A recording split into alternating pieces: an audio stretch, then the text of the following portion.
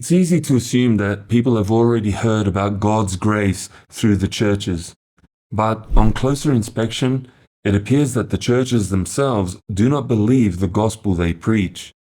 The facts are pretty simple. Nobody is perfect, and we all find it easier to be bad than to be good. Even our goodness usually leads to pride, self-righteousness, and hypocrisy.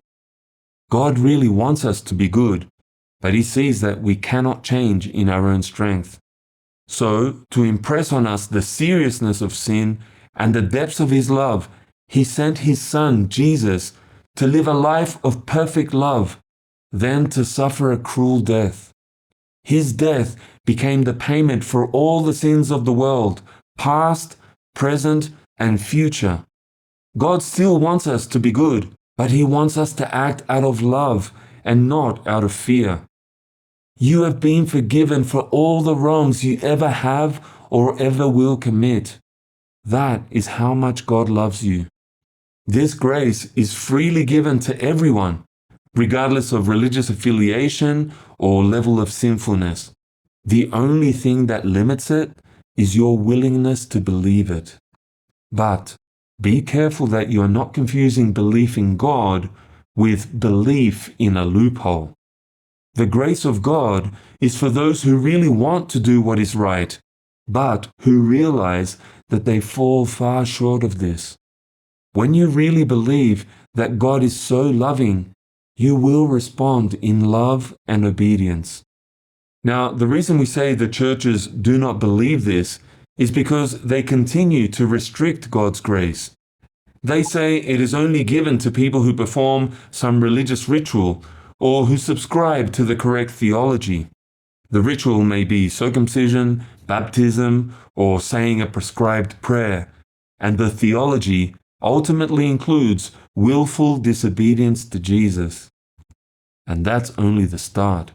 They put new disciplines and taboos onto people, rules that have little or nothing to do with the teachings of Jesus, health rules, rules about church attendance, etc., etc. Now, we too say that God expects to see a change in the way that we live when we realize that He loves us. But the change should be a natural response to His love and not a desperate attempt to prove our righteousness, and it should be in accordance with God's requirements and not the requirements of a religion. Don't let religious people make you feel condemned. Just believe that you have been put right with God through the sacrificial death of Jesus. The more you believe it, the more you will just naturally want to know more about Jesus and to obey Him. It will change your life.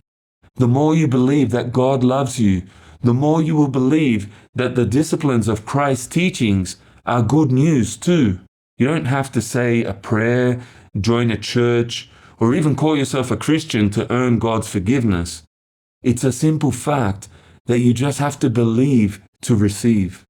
If you like, you can say thank you to God for this new freedom, but even that isn't necessary. Amazing, isn't it? Please get in touch if you want to share in this amazing grace with others who have found an incredible depth of love in the teachings of Jesus. God bless you, and thank you for listening.